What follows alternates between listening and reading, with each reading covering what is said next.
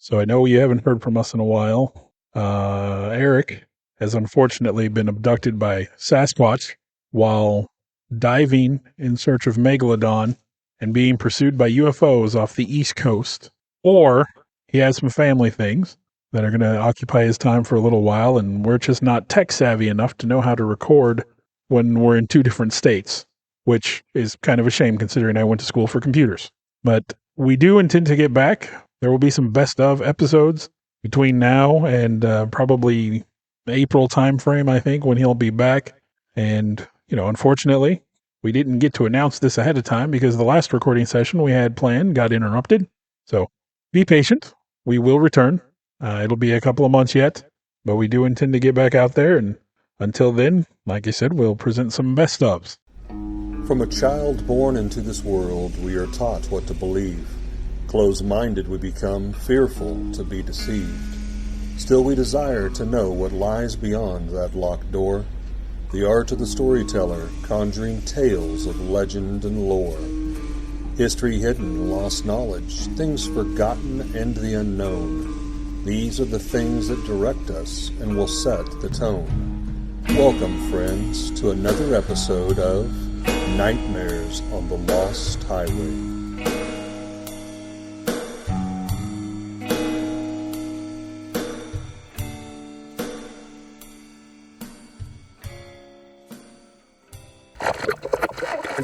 Unexplained tales on the water.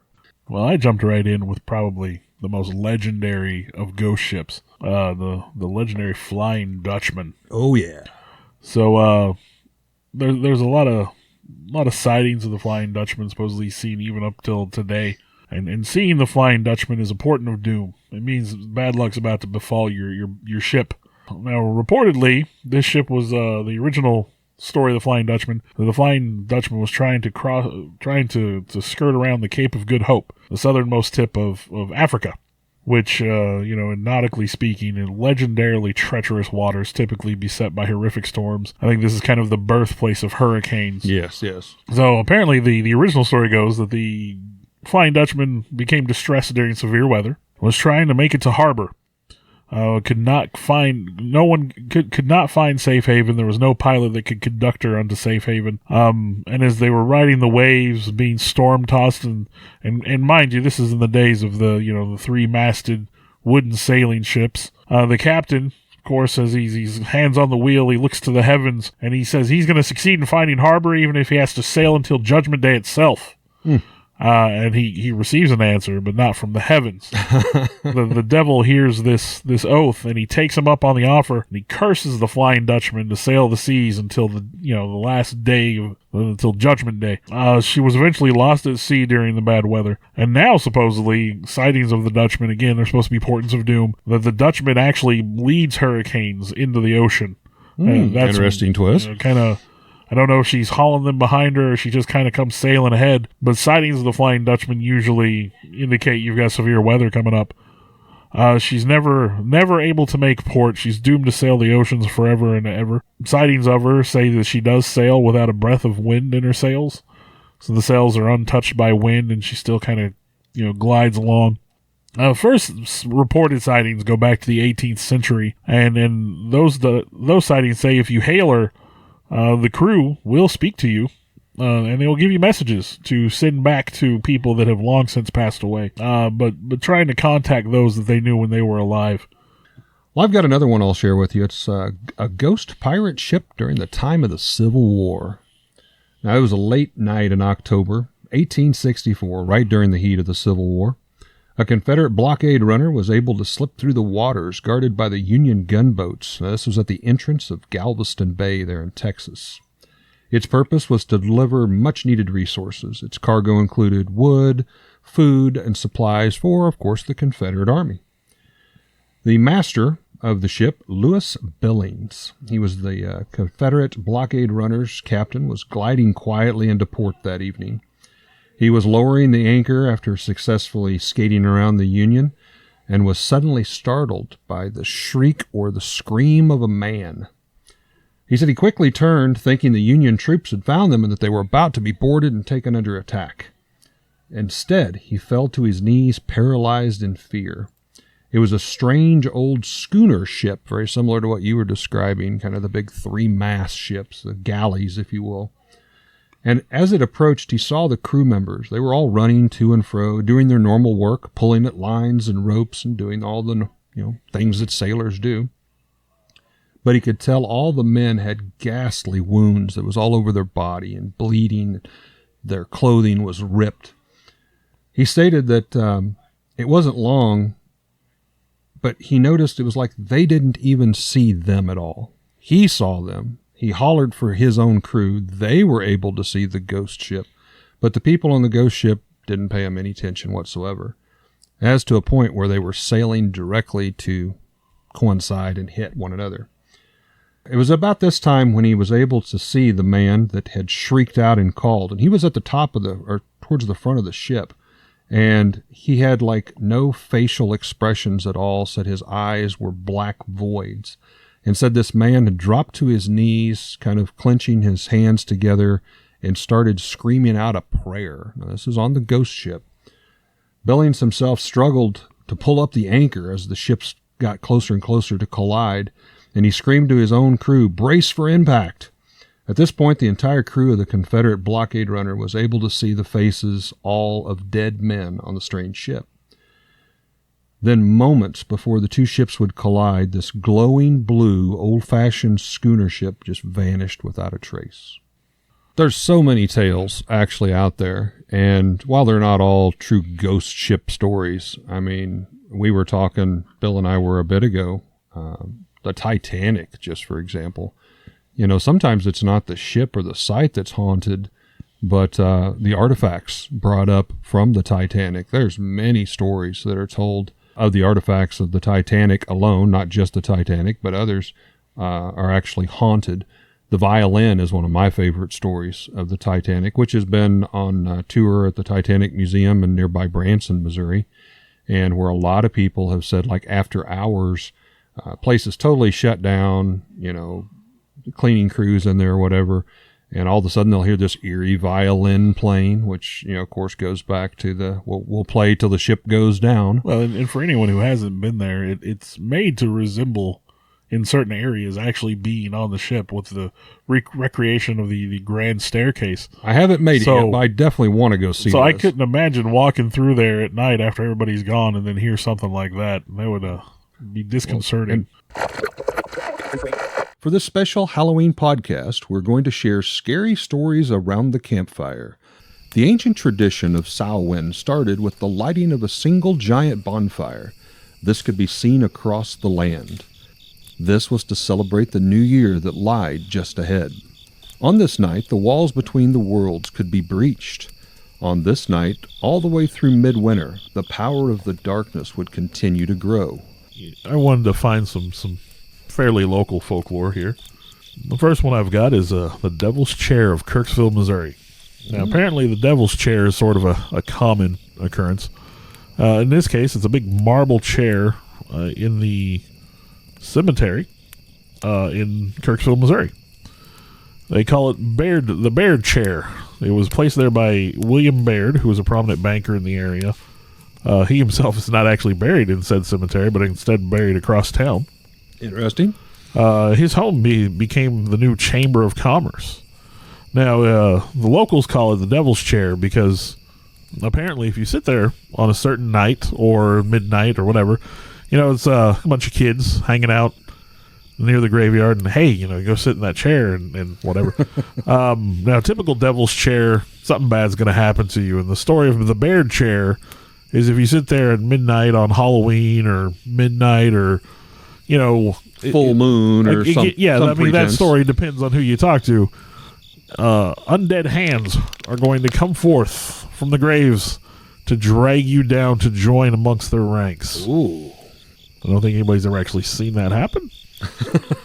And we'll talk about the Hornet Spooklight. Oh, yes. Yeah, for a little background, the Hornet Spooklight is kind of an orange globe of light said to bob and bounce along a dirt road in northeast Oklahoma, not far from Joplin.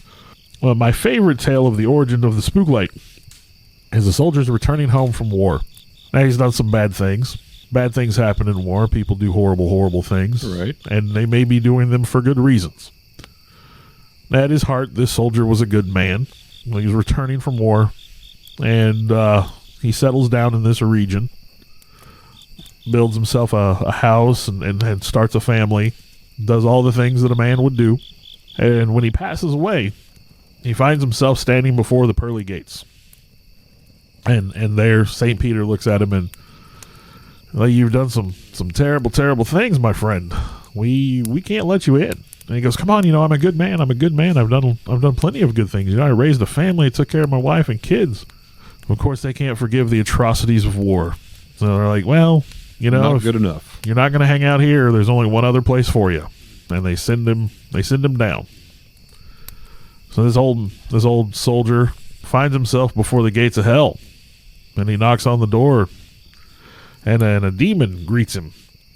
And he says, I can't be accepted into heaven for all the horrible things I've done, so here I am. And the demon, consults and tells him, well, no, you've done too much things. Good. Yeah, you took care of your family, you did good. You fought for the right reasons. We can't have you here. So this old fella, he's standing there at the gates of hell. He goes, well, I can't go to heaven and I can't go to hell. Where do I go? And the demon goes, hang on a moment. And he takes an ember of hellfire and he sticks it in an old lantern, an old cast iron lantern, and they pass it through the gate to him. And they say, okay, well, heaven won't have you, hell won't have you. Won't you? You're going to have to search for the place that'll take you in the afterlife. Wow, roam the earth. And so this old soldier is condemned to roam the earth with this little blot of hellfire in this lantern, looking for his afterlife. I'd never heard that one. I like that. Now, to kind of set the pace here a little bit, we're going back several years. You got to keep in mind, from about 1880 to the 1960s, it was a time known as the golden age of train travel. Luxury sleeping cars were provided for passengers, very comfortable accommodations, and those that attended the individual's needs of those, the making of the beds and all, was called Pullman car porters, was their title. During this time, these first Pullman car porters were African-American gentlemen. So when they organized the Brotherhood of Sleep Car Porters in 1926, theirs was the first all-black union in the United States. So they set a precedence in history. Now, like most groups, the porters had their own language, slang, and a network of stories. Of course, you can imagine the stories from the rails from back in that time. One of these was the Phantom Death Train, known in railroad language simply as the 1159. Now, one particular gentleman in history, his name was Lester Simmons. He was a 30-year retired Pullman car porter, and he had this golden watch to prove it that the company had given him when he had retired. But on one such night, Mr. Lester Simmons, as he had done many times before, found himself gathered in a familiar area off of Compton Avenue. It's called the Porter's House, and it was like a little restaurant area where a lot of the porters would gather. Now, I should also add, to your point, he had the gold watch, and he had his retirement, but it was actually $24 a month. That was his retirement.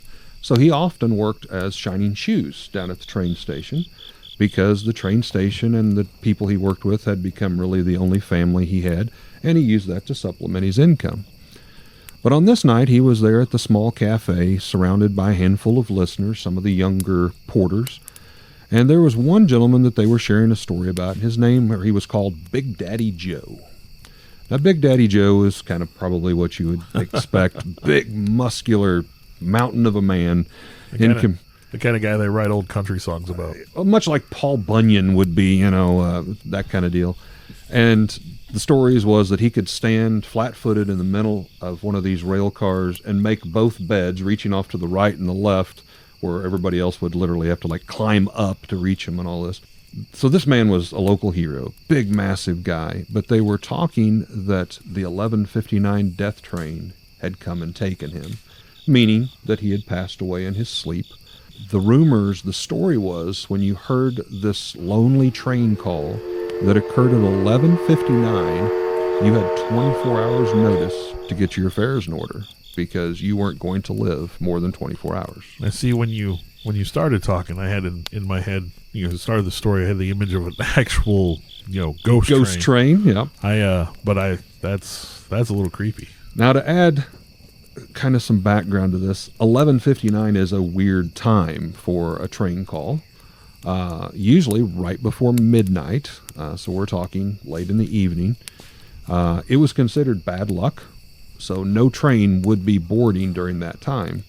And the people who would hear this and the stories being passed along, they couldn't even explain where that train call was coming from. It wasn't like, oh, that's that train there. It was just kind of appear to be heard.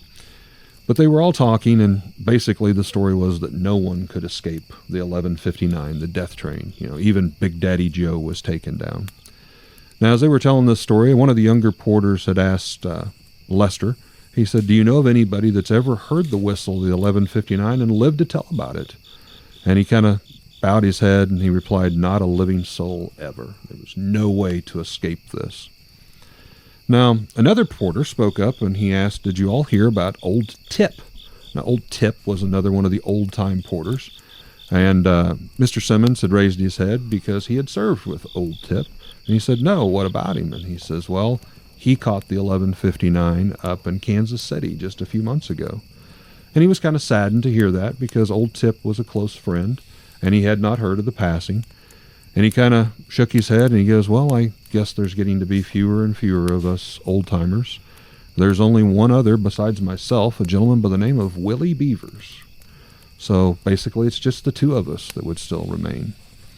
Now Lester, he looked down at this golden watch that he'd retired, and he'd lost track of time, and he knew he had to be shining shoes the next day, so he excused himself and said his usual goodbyes and took across his normal route back home, across the 18th Street Bridge. Now that went right over the train station. And in the darkness, he looked down over the train yard, picking out familiar shapes. He picked out the Hummingbird and the Zephyr. Both were popular trains at that time that he had worked on individually. But the time was kind of a new dawning of an age of airplanes. So this time of the magical era of railway traveling was coming to a close. Now, as he crossed that bridge, he felt a sharp pain in his chest. He said it stopped him in his tracks. At the exact same time, he heard the mournful sound of the train whistle. And it carried from a faraway off place in the wind. And ignoring the pain, Mr. Simmons just simply looked at the station, and he knew nothing was scheduled to come in on that time, like what I had mentioned. Nervously, he lit a match in the darkness on top of the bridge, looking over the train station, and in that flickering light, he checked his golden watch, and sure enough, it was 11:59. He had just got the call of the 11:59. "No," he said in the darkness, "I'm not ready. I've got plenty of life left in me. I'm going to find a way to beat this." Fear quickened his pace, and he quickly reached his small apartment, hurried up the steps, his mind racing with ways that he would plan the next 24 hours, his heart pounding. Beads of sweat started to come off of his forehead, and he felt a tingling sensation in his left arm. He gathered his thoughts for an idea. There wasn't a moment to waste, but in his own words that he had just said, "Ain't no way to escape the final ride on the 11:59. But I'm going to try."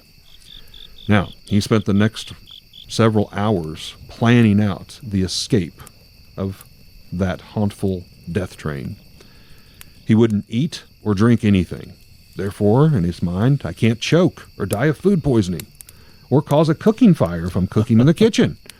He shut off the space heater to avoid any explosions or a gas leak. He nailed the door and the single window shut so no intruders could come in and sneak in and possibly do him harm. Still, he wondered, it's a nice, calm night, it's warm, but what if there's that storm? It could bust through the window. Shards of glass could hit me. So he moved his high-back chair against the window, and he sat firmly there. Afraid to turn on a light, he sat there as darkness crept into his apartment. "I will survive," he said. He sat there in the dark that entire night, tricks of shadows in the apartment messing with his mind. And then he heard a knock on the door. and he was afraid to move, afraid to answer it. Possibly it was someone with a gun that was going to rob him. Before long, he heard footsteps leading off in the hallway. Whew, I made it. It wasn't about an hour later. Another knock on the door. He ignored it again. It went away the first time. Maybe it'll go away the second. And he finally did. Kept hearing in the darkness the tick, tick, tick of the golden watch that he clutched in his hand. Now, at the mention of all of this, the good and the bad, he thought back over his life. He had chose the rail life. He had never got married, never had any children, and so he began to do what all of us would do. What if? What if I had went with my brother to Chicago when he asked me to travel there? What if I had married my school sweetheart? But continued to hold the golden watch. Tick, tick, tick, continued. He was just trying to buy the time to get through. He'd sat there for so long that he noticed his legs were starting to get numb, and before long he started to nod off to sleep. He was awakened by what he thought he heard again was a train whistle. But afraid to light a match in case there was a gas leak or to turn on a light, he decided it's got to be getting close. Surely I must have slept a couple hours. We must be getting close to the time. He sat there for a little bit longer, kept hearing the golden watch, tick, tick, tick. Finally, he couldn't stand it anymore. He pulled out a match. Gas leak or not, I've got to know what time it is. And he lit the match and he looked down and it was 11:57. 2 minutes to spare. He quickly extinguished the match and he sat there.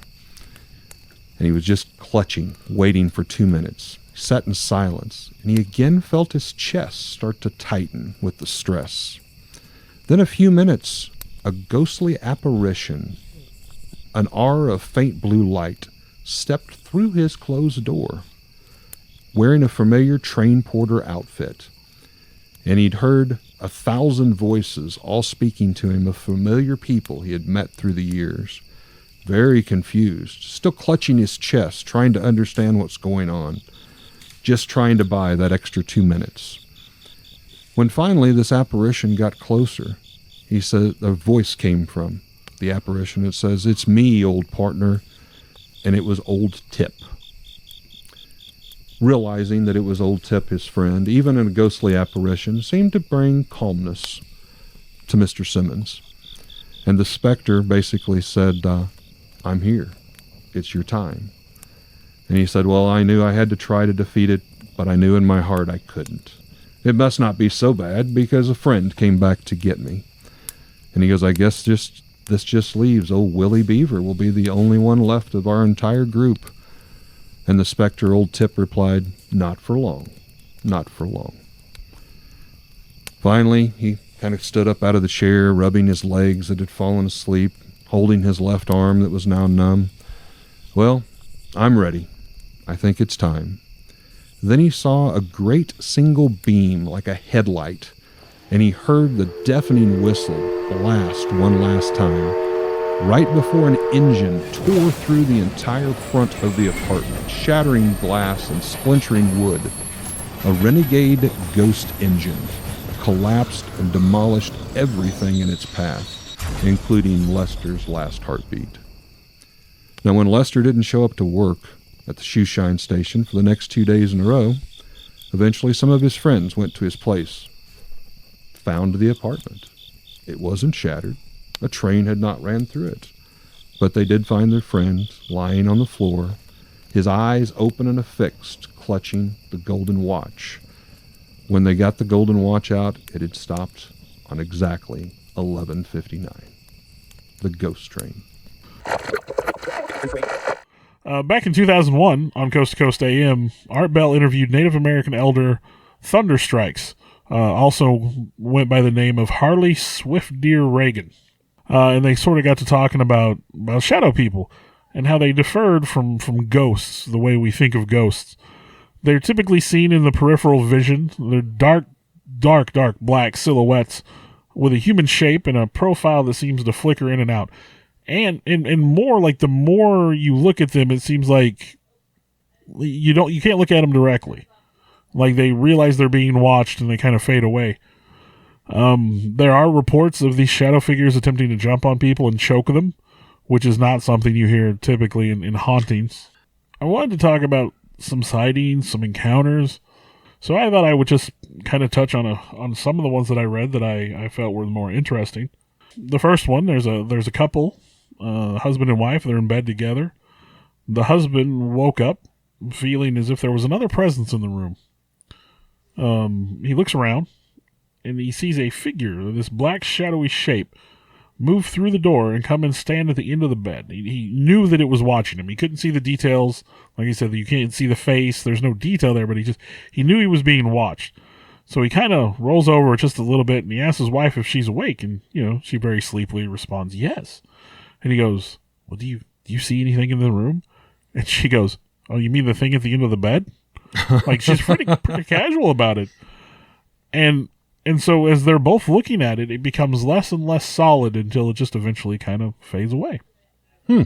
So again, once they're being observed, they seem to disappear. One that I really kind of jived with, there's two kids. They were sharing a room with the stepbrother and a teenage boy, and they were in a basement area. And I'm picturing, an unfinished basement. So they were working to frame it in and make, a series of rooms. Mm-hmm. But they had kind of a shared rec room with like a TV and video games and stuff, which is almost exactly the environment I was sleeping in when I had my sleep paralysis experience. We had an unfinished basement. My brother slept on one side, I slept on the other. And then we had on the other side of the room was a shared recreational area where we could play video games and whatnot. Right. But the kid fell asleep on the floor. I guess they were watching TV, fell asleep on the futon. He woke up, frozen, couldn't move, sleep paralysis. And he heard a voice. Are you there? I know you're there. Ooh. And he laid there. He's like, what? Are you there? I know you're there. And so he just kind of lays there for a minute. He hears this. He's scared and says, come to your bedroom. So I guess part of this had been finished in the rooms. And he said, like in a horror movie, he stands up. And he kind of felt like he was outside of himself. Like that experience. Like when you watch a horror movie, you're like, no, don't go through the door. Well, he got up and started walking through the door. Or to the door, put his hand on the doorknob, and heard the voice again behind him. You come into the bedroom. So he opens the door, and he sees a shadowy shape peeking through the window with illuminated eyes. Wow. Now, some shadow people sightings do have red eyes, and this one he said they were yellow, but there's just this yellow shadow, this shape with yellow shadow, eyes looking at him. Probably one that I like the most out of all the stories I found. The kid was playing computer downstairs till about midnight or so. His mom went to bed earlier. She, of course, it's the weekend. Hey, go to bed. Stay up later or whatever, yeah. So he turns off the computer, and he goes to the stairs. Now, the stairs, they go up, and they've got a landing, and then they finish all the way going to the second floor. He goes up the first part of the stairs. He gets to the landing. He looks up, and he sees a dark shape move down the hallway at the top of the stairs towards, like, his parents' room and where the bathroom would be. So he just assumes that it's his mom. So he goes up there, and as he passes his mom's room, he sees her in bed, and she looks like she's sound asleep. And he's like, man, she must have been tired. And like, as soon as her head hit the pillow, she's gone. So he opens the bathroom door, and as soon as he does, 2 feet in front of him, black shadowy shape. His first reaction is to take a swing. And as he does, his hand passes through this, and it's just met with a bitter cold, like puts the hair on the back of his neck on end. And then he hears a voice. Come here. So similar to the last story. Once it calls for him, he's just like, I'm out of here. F this. He starts reaching for the light. As he's reaching for the light switch, it starts to leap at him. And as he flicks the switch, the thing just disappears as soon as the light comes on. He saw it 2 nights later as he woke up and it was leaned over his bed. Same one, reoccurring. Again, he swings at it, hand passes through, bitter cold. Never learned the first time. But that was the last time he saw it. And seeing these things do seem to make people almost petrified, speechless, paralyzed, however you want to say. Yeah, I think that goes back to the sleep paralysis. Now, like I said, I was going to talk about the Hat Man a little bit. You did mention that. He is a very commonly seen shadow entity, and he's been seen all around the world. They see this shadow form, and he does seem to be wearing some sort of broad-brimmed hat. They say fedora-like. Typically seems to wear like some sort of long cloak or coat. Some accounts do give him red eyes, The Shadow Man is more typically associated with hostile environments. He seems to be attracted to hostility and violence. He shows up when things are bad. And again, this entity seems to take pleasure in the fear he creates. Goes back to that earlier where they feed off the fear that they're... So he's just showing instilling. up to enjoy the show. But At what I've done. Something bad is happening, and then maybe he shows up and he makes it worse. I can only assume, they say hostile environments, if there's abuse in the home, and then he shows up. Things are already bad. He's making it worse, and then he's kind of feeding on it. First seen near Point Pleasant in West Virginia, the Mothman legend begins in 1966, November. The first sighting is two young couples, Roger and Linda Scarberry, and Steve and Mary Millette. They claimed they saw a large gray creature, is what they reported to police, with eyes that glowed red when the car's headlights struck them. They described it as a large flying man with 10-foot wings that followed their car as they were driving out of what was known as the TNT area, the site of a former World War II munitions plant. Well, in this area, for over the course of almost just over a year, but up until December 15th of 1967, multiple people claimed to have seen this Mothman-like creature. Some associated it with sightings of UFOs. Mm-hmm. Some, a lot of people just thought it lived in the TNT area. Over the next few days, and like I said, almost a year, they say at least 100 people probably saw the Mothman. Very common sightings. Now, like with anything like this, the little green men and the like, the experts say there were probably more sightings than what were actually reported because, of course, people don't want to seem crazy when they talk about seeing... Don't want to be ridiculed. Yeah, they don't... A giant flying humanoid creature. There were lots of anecdotal tales of the Mothman attacking the roofs of parked cars occupied by teenagers. Mm-hmm. So, of course, what better way to, hey, we weren't out there doing anything. We got attacked by the Mothman. Two volunteer firemen said they saw what they described as a very large bird with red eyes at one point. Contractor Newell Partridge, he told Sheriff Johnson that he saw the creature, and when he aimed his flashlight at it in a nearby field, the eyes glowed as if like they were bicycle reflectors. He also blamed the beast for buzzing noises on his television and the disappearance of his German Shepherd. Now, a lot of people that saw the Mothman throughout that year didn't think much about it beyond that it was a strange and unusual creature that didn't belong in their area. However, the Mothman lore would sort of change on December 15th, 1967, with the collapse of the Silver Bridge. Okay, the Silver Bridge was an I-bar chain suspension bridge built in 1928, and it carried U.S. Route 35 over the Ohio River, connecting Point Pleasant, West Virginia, and Gallipolis, Ohio. Right. And it got its name, I think, from the aluminum color of the bridge. Yeah. Now, December 15th, it collapsed under the weight of rush hour traffic. The bridge was full. It was Christmas time, give or take a few days. This resulted in the death of 46 people. Mm-hmm. 2 bodies, which were never recovered.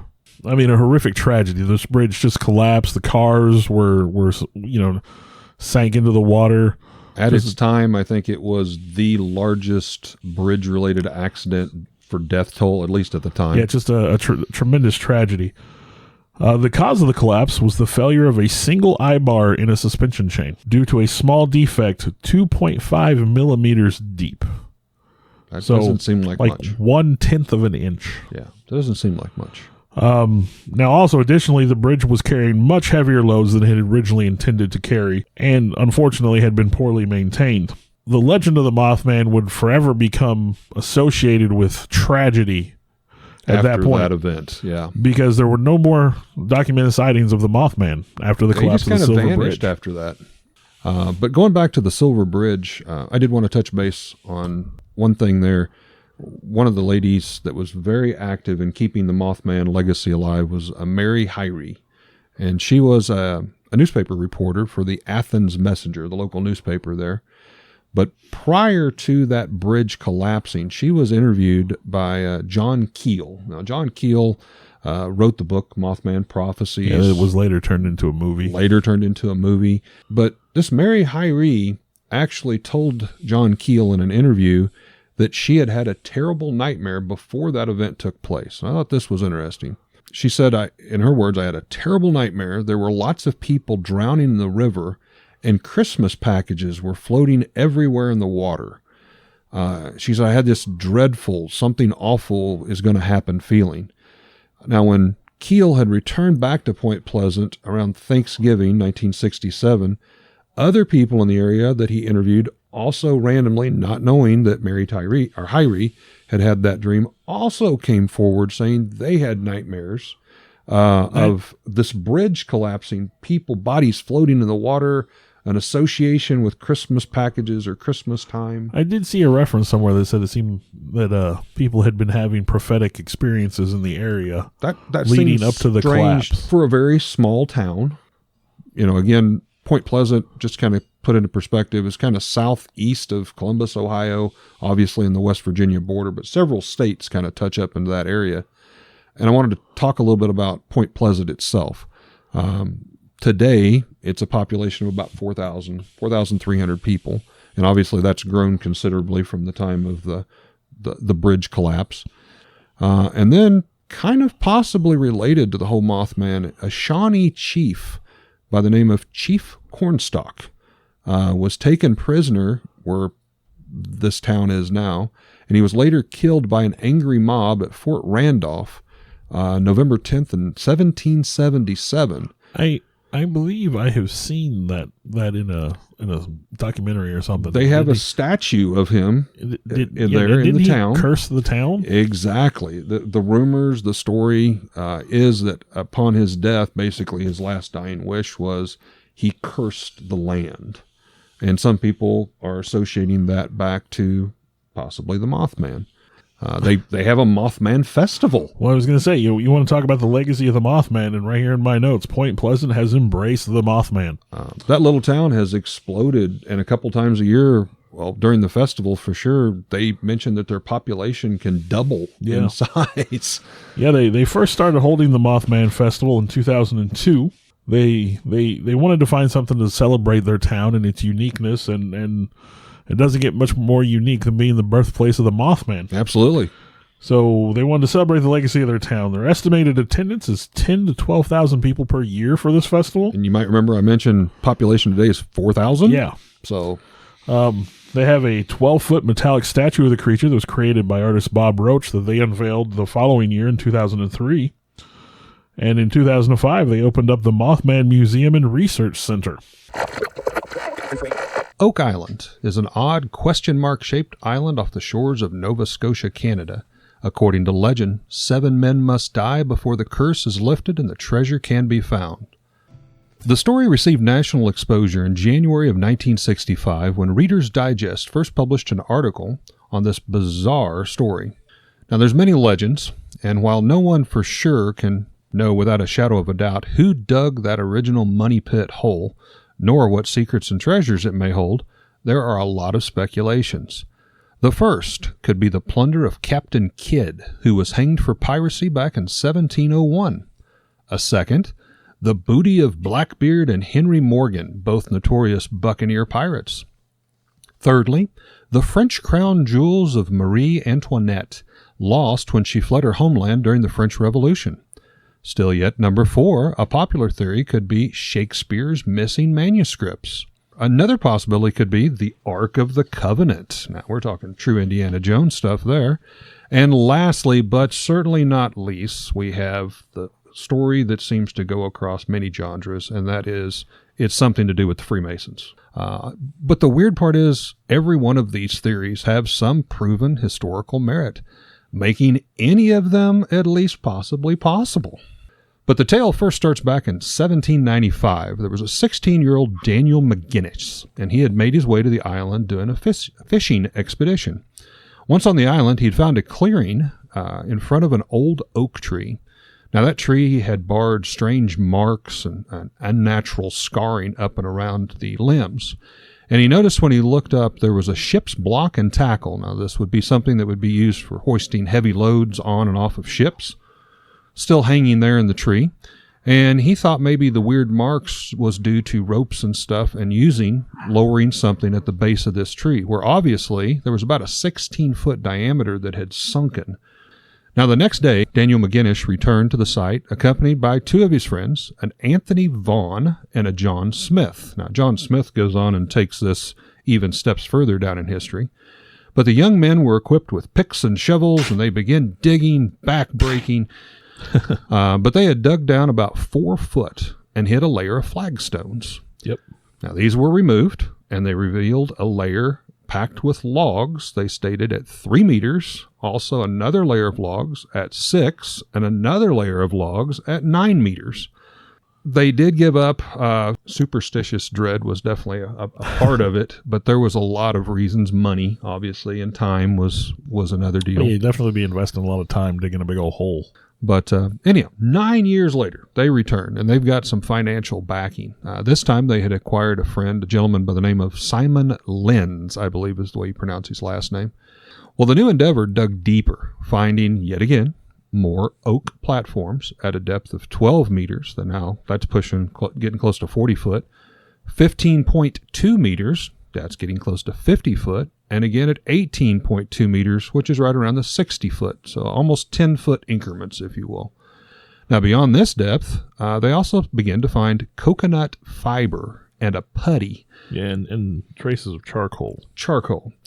Now, you've got to think, at this point in time, there must be a hoard of pirate's gold or something at the bottom of this thing. Well, you'd have to hope so with the work they've already done. There's got to be something worth it. They had dug down to like 80 foot. Yeah. I mean, that is a very substantial depth. They had found all of these weird layers of oak, but in particular, they found at 27.4 meters, right at 90 foot, a strange stone, not of the area. Yeah, I was going to ask. I with an found inscription reference to that. Yes. And the inscription, they had to kind of try to figure out exactly what it said, but they deciphered it to say 40 feet below 2 million pounds are buried. They returned, and in 1803, they actually had a horse-drawn auger system that was brought in to drill down through some of these platforms that they kept hitting. The first pierced a spruce, not an oak platform, and they got this by when they'd pull the auger bit up and they would find wood chips and everything. But after they hit that, there was a big void of an empty space.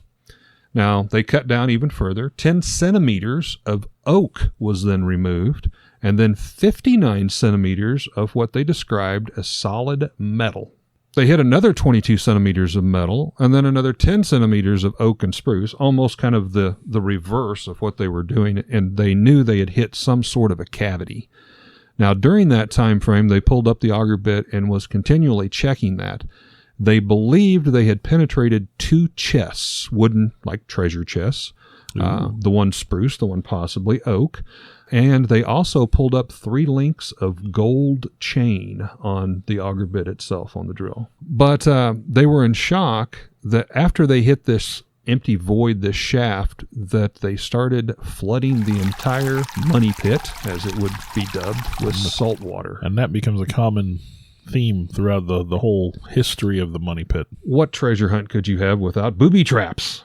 And that exactly is what is believed, that whoever, and for whatever reason, dug this pit way back then, they started understanding that this was indeed booby traps, so they are like, okay, how can we avoid the booby traps? So they went off to a nearby cove, which they called Smith's Cove. And again, they found just hundreds of feet of what I will describe as ductwork made out of stones and rock, shoved full of this coconut fibers. One of the expeditions built what they call a coffer dam, and actually went out in the ocean and built a wall to try to recede that water level back so that it wouldn't get to the coffer, or wouldn't get to the ductworks to supply the salt water to activate the booby traps. They couldn't stop it. So they don't know if this is maybe one spot at one cove and maybe on the other side of the island there's more. But they did start pulling out these coconut fibers, and they figured out the purpose was a filter. And the coconut fibers would allow the water to come through, but stop the sand so that it wouldn't plug up the ductwork. So again, sounds good. Somebody put some time and thought into this. I mean, some early engineering kind of stuff. Well, in 1850, another group, armed with the new information of the flood tunnels, they decided they would return and take a stab at this, and they were going to bypass the floodwaters. They couldn't stop it. They had tried to do that out on Smith's Cove, and so they had decided they would dig a second tunnel alongside the original and try to avoid hitting the salt water and come up beneath what they believed was this treasure layer, this treasure chamber that we talked about. At a depth of 33.5 meters, approximately 109 foot, the original shaft was tunneled into. They had problems. The diggers were lucky to escape with their lives because the new shaft caved in all around them. This is all starting to become what we would now call the curse of Oak Island. 10 years later, what was known as the thru Syndicate, that was a group that did the coffer dam that I had mentioned. They went back, they tried to coffer dam and hold all the water, the seawater out. They were feeling pretty lucky about it that at that time frame, again, you got to remember this is like, Civil War time frame, 1860s. They were using putty and different things to try to keep back the seawater, wooden stakes and posts. They were holding the water back. They felt pretty good. And then immediately a giant storm come through and just like wreaked havoc and tore the wall down, and it all flooded again to no avail. Later on, they brought in a steam pump, and they were trying to pump out the water. However, it was filling quicker than the steam pump couldn't keep up with the volume that was coming in. To a point that it actually exploded, and it killed a man, actually, when the steam pump exploded. So there we have at least the first known death. Now, again, we skip forward a few years. 1894, Frederick Blair, he comes in. Almost a century after the original dig began, another group was organized, this time by Frederick Blair. He's a Nova Scotia businessman who would spend almost 60 years trying to solve this mystery. Blair and his partners reported to core drilling, and they did all this by horsepower. Well, this group continued for quite a while. They had spent more than $100,000, and again, you got to remember that's a very substantial amount of money, even in that. Well, I was going to say, if you adjust for inflation and all that, that's a lot of money. That's a lot of money. But Blair himself, this is 40 years in, he never gave up. Personally, he carried on. He secured treasure trove rights to the island for another 40 years, up to 40 years. He had offered them for a share of the findings. Anybody that would come in and help dig, he would allow them to do so for a share of whatever that they might find. And that brings us to 1931. Now, this was the William Chapel and William's son Mel Chapel. This was kind of the chapel endeavors, if you will. And they were together with another man, Gilbert Hedden, I believe is the way you pronounced his name. Hedden, looks about right. But originally, they had sunk $30,000 into the money pit. Then, of course, the Depression hit, which obviously pulled them off and made them quit for a while. Now, Chapel was followed in 1935 by this Gilbert Hedden. Now, he was a New Jersey millionaire. He dropped another $100,000 for the endeavors to find the treasures of Oak Island. Hedden even ran a submarine-powered lines from the mainland to drive up high-speed pumps. He hired a Pennsylvania mining firm to come in and actually try to help stabilize some of the pits so they wouldn't have the cave-ins. Well, this Hedden also kind of helped to cement the connection between Captain Kidd and the hole. He had went to England to consult with a Harold T. Wilkins, who was the author of a book, Captain Kidd and His Skeleton Island. Nice. And actually found a link between what they knew of the island, what they had mapped of the island, and a map that had been found in Wilkins' book that supposedly portrayed where Captain Kidd had buried his treasure. Mm-hmm. So found that they kind of matched up. Yes. Now, fast forward a few more years. At this time, the Frederick Blairs, he actually died in 1851. Oak Island and all of its treasures rights were then acquired by William Chapel, son. His name was Mel Chapel. So we got the second generation of the Chapels who have now come in. And he, of course, took on his father's expeditions that he had started back in 1931. Now, Mel Chapel spent $25,000 on one excavation, and now that all collapsed and unfortunately quickly became a small lake. So again, it's just plague of curse and one thing after another. A petroleum engineer, George Green, put it in 1955 timeframe. After drilling on Oak Island for a syndicate of Texas oil men, someone went to a lot of trouble to bury something here. And unless he was the greatest practical joker of all time, it must have well been worth the effort. He later went on to say, we've had a lot of intelligent men on this island, but obviously none of them as intelligent as the first man on the island. Well, in 1959, another very familiar name in the saga, Robert Restalls. They were from Hamilton, Ontario, Canada. Now, Robert was able to acquire some of the lease rights, and he started his own endeavors on the island. He was a 59-year-old steel worker. Restall quit his $150 a week job back in 1959. And again, boys and girls, that's pretty good pay for 1959. And he moved to Oak Island with his wife, Mildred, and their sons, Bobby and Ricky, at that time 24 and age 14. The family built a 2-room cabin, literally right beside the money pit.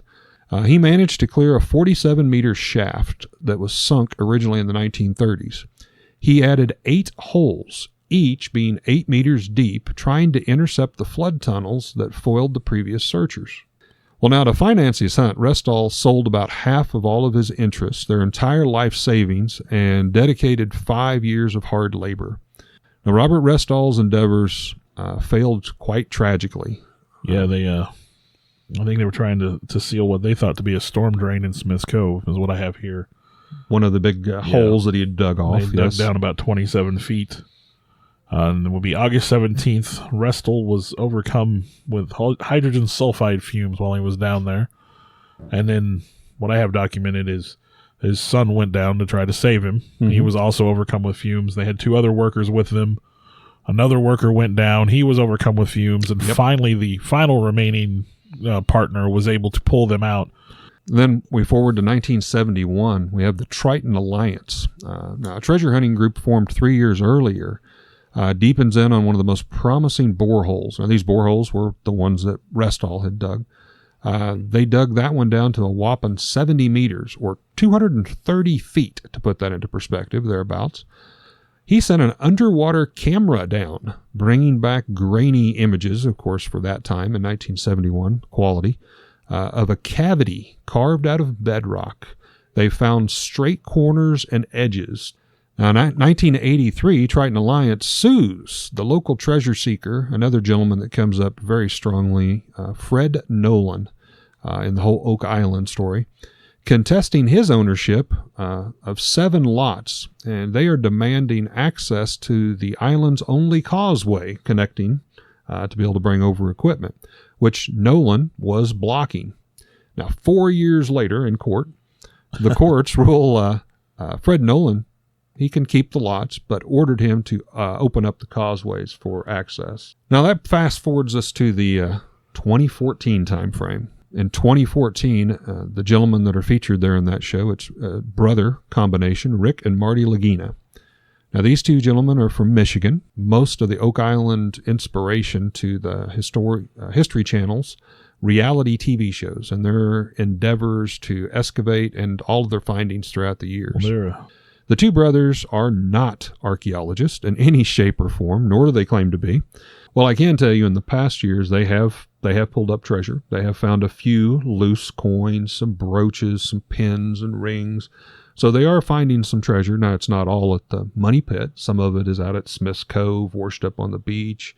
They have found some Masonic lodge, very unique pieces, very, very old, predating the 1700 time frame where it was discovered.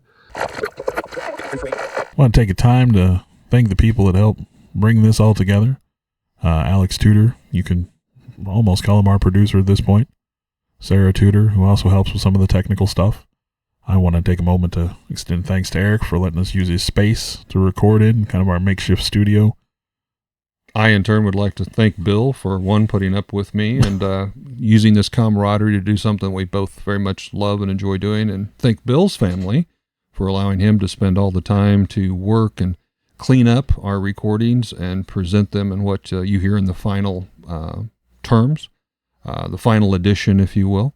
And I'd like to thank all of you for continuing to listen. I know we've got some loyal followers out there. We do this as a labor of love, but we're happy that there are people that enjoy it hopefully as much as we do. Thank you very much.